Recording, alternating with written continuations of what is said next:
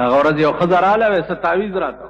مال څه تعویذ موږ له خو ترورې تعویذونه نه ویل زوی مې دی ستا په کیسټ کې مې اورېدلي چې اول د زوی په واده ګډېږي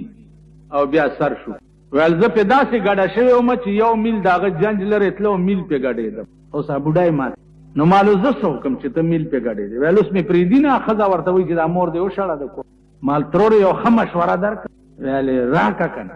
مال چې یو میل د زوی په واده ګډه شوې وي که نه نو دلته یو بوډا دی ښځه یې مړه ده راځه چې ورته په نکاح دی راځه وایي ویلې زما عمر د دې کار دی اوس چې په بوډا ځان واده وکړم مال ستا عمر د ګډېدو دی اوس چې یو میل پې ګډېدې بس وته دا زړې دي دا زاړه او زړې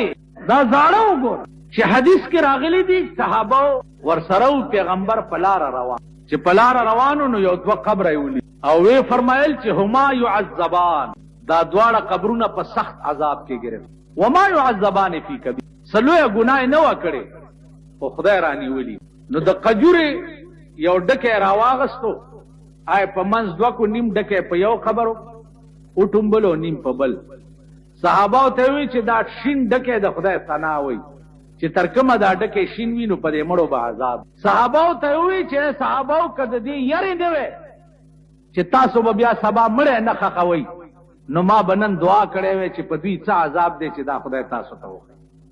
او خی درته ځکه نه چې بیا به د یری مړ نه خخوي چې د قبر کې خو ډېر لوی مصیبت تاسو خیال راکړئ نو صحابه تپوس کو چې دې څه ګناه کړې و دې مړو وې دا یو مړی داسې و چې تشي متیازي به وکړي او 10 به نه وچولو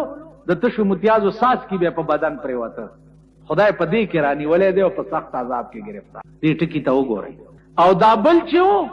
دا چغلی خور د یو خبره به یو تر رسول او د بل به بل تر رسول دوه به جنگول نو د کار دا شیطانتو نو الله په دې عذاب کې گرفت د مرګ نرستو په دومره ګناه باندې به چې مؤاخذه وشي نو پیغمبر په قبر ولاړی لاندې خدای رانیولې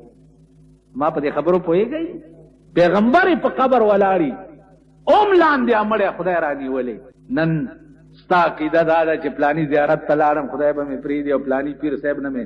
طریقه وکړه خدای نه پیر صاحب ځان له به په غضب اخته یې چېرته